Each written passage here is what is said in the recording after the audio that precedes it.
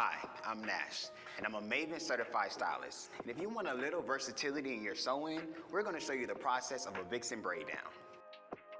The Vixen Braid pattern is best used for installs that require versatility and can be parted in a variety of ways. Start with blown out or brushed out hair and part it into 4 sections.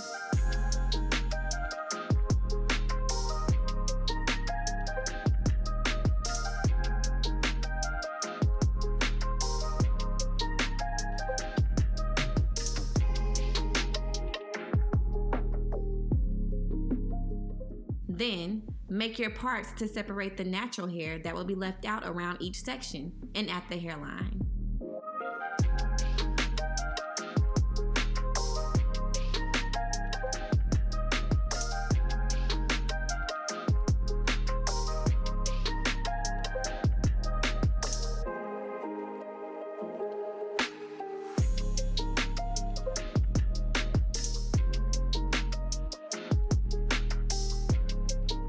You can braid those leave-out sections separately to place them out of the way.